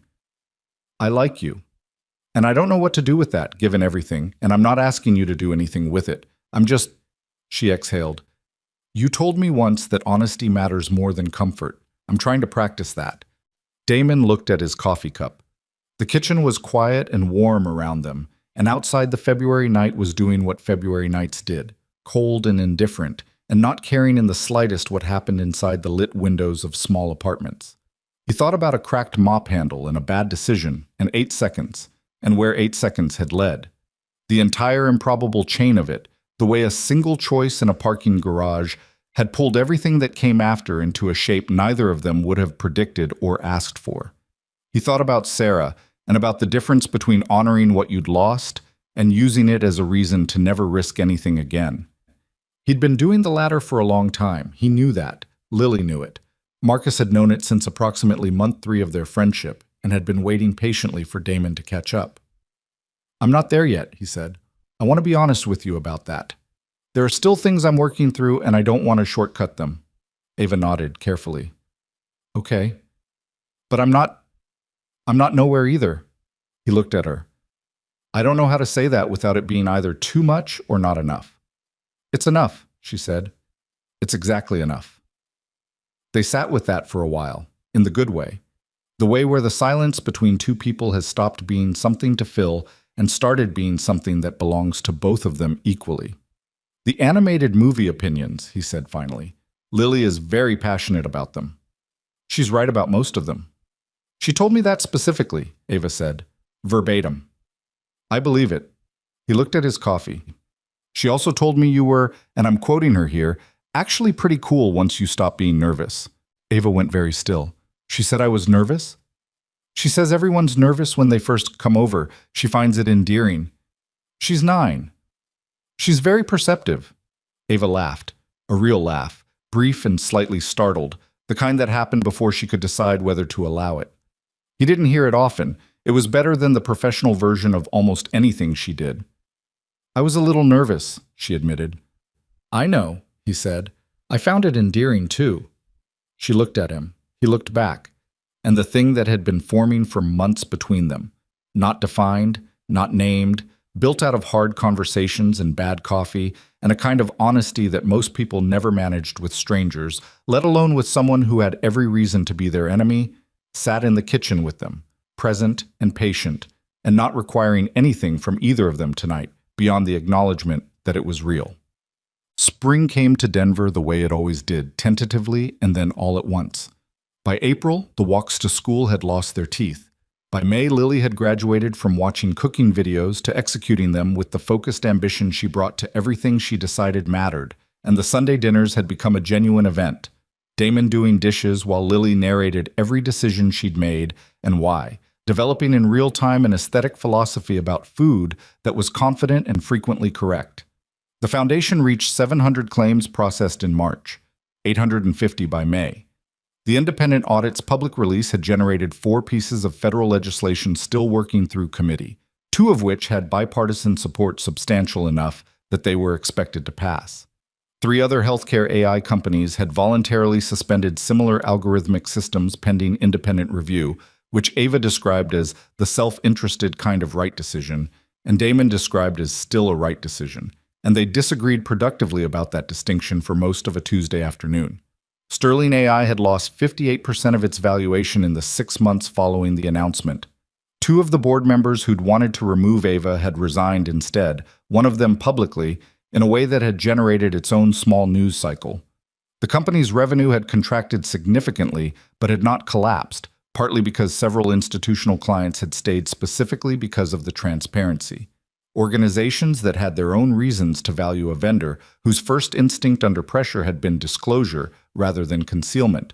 Ava was rebuilding it slowly, from the inside out, and it was not clean or linear or the kind of redemption arc that made for a tidy story. There were weeks she called him from San Francisco at 10 at night, sounding like someone who had made a terrible mistake and couldn't locate the exit. There were board meetings that required him to talk her through the long version of why the right thing and the hard thing being the same thing was not a permanent condition. There were moments when the weight of 1,200 families and the ongoing legal proceedings and the legislation and the board politics all pressed down at once, and she was not graceful about it. She was short-tempered and occasionally wrong and sometimes made decisions based on speed over wisdom and had to reverse them. She was imperfect in the specific ways of a person who had been running fast for a long time and was learning, at significant cost, to slow down. He respected it. He also told her when she was getting it wrong, which she'd asked him to do and which she did not always thank him for in the moment, though she usually came around. The thing between them developed the same way, slowly, imperfectly, without a clean timeline or a decisive moment he could point to and say, "That was when." It was more like a succession of ordinary things accumulating weight. Ava at the kitchen table on a Sunday, while Lily tried a new recipe and narrated every step with theatrical authority. Ava at Lily's soccer game in April, standing beside Marcus on the sideline, learning the specific etiquette of youth soccer from a retired firefighter who had very strong opinions about it. Ava and Lily arguing about whether a particular animated film had a satisfying ending, which Lily maintained it did not, and which Ava had initially disagreed with and which she eventually grudgingly conceded after Lily laid out her structural argument with the precision of a very small litigator. Lily had decided she approved, which she communicated to Damon not with words, but with the simple fact of treating Ava with the same matter-of-fact inclusion she extended to Marcus and Elena. A seat at the table, a place in the ordinary rhythm, an assumption of presence. For Lily, that was the whole endorsement. She didn't do ceremony. Damon watched it happen and felt the complicated layering of things that didn't resolve neatly. The grief that was still there, quieter now but present. The particular love that didn't evaporate because someone was gone, and alongside it, something new and tentative and real. He didn't try to separate them or rank them. He'd learned to hold them together, the way you learn to hold anything complicated, not by solving it, but by making enough room for all of it to exist without crushing the parts that were still growing.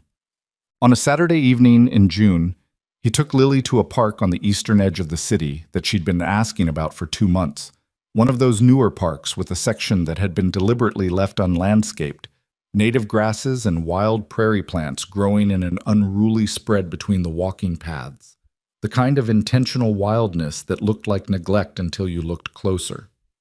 They walked the path around the perimeter as the evening came down, the sky going from pale blue to the specific warm orange of Colorado evenings that tourists always seemed surprised by and residents took quietly for granted. Lily had been talking since the parking lot, something about a science project, something about Priya, the long division injustice which had apparently evolved but not resolved. And Damon walked beside her and let the words wash over him in the comfortable way, the way that meant he was listening without having to hold every word. She ran out of things to say somewhere in the middle of the path, and they walked in silence for a while, and then she took his hand the way she still did sometimes, the automatic unself-conscious gesture of a kid who was getting older but hadn't yet decided that was a reason to stop. "Dad," she said. "Yeah. Are you happy?"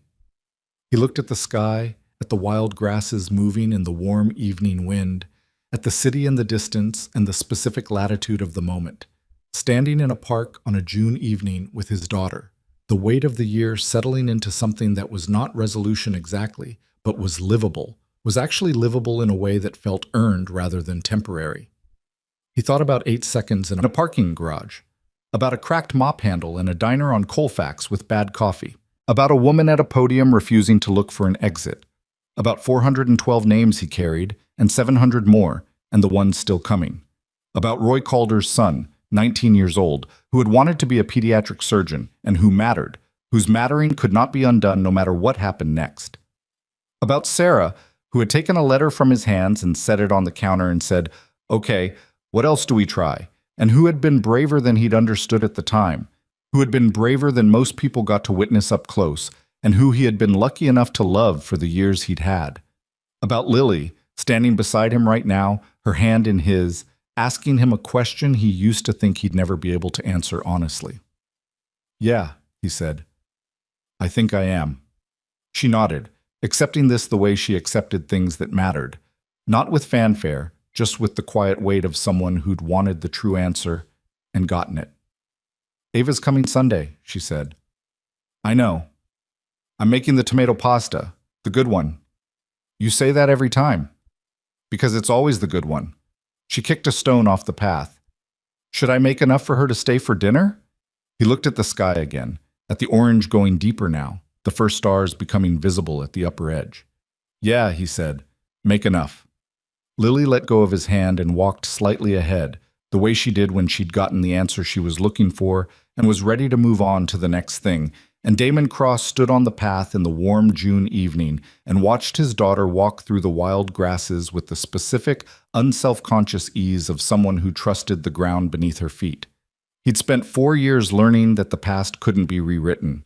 That was a true thing, and he'd paid for the knowledge of it in the way you paid for true things, with time and grief and the slow, hard work of continuing anyway. But there was another true thing he'd been slower to learn, or maybe he'd known it and needed reminding. That the past being unalterable didn't mean the future was fixed. That 8 seconds could change 2 lives. That a woman could look at what she'd built and choose to unmake the worst of it. That a cracked mop handle was just a cracked mop handle until the moment you decided what to do next. He thought about Sarah in the beige office with her notepad, writing down Marinvax in her careful handwriting, because she always wrote things down rather than trusting herself to remember them under stress. He thought about what she'd been doing in that moment. Not giving up, not despairing, just gathering information, just figuring out what else to try. He had tried to stop trying for a while. He understood why he'd done it. He didn't blame himself for it anymore. But he was done with it now. Down the path, Lily turned back to look at him, her face lit by the last of the evening light, impatient and bright and entirely her own. "Dad, come on." "Coming," he said, and he walked forward to meet her.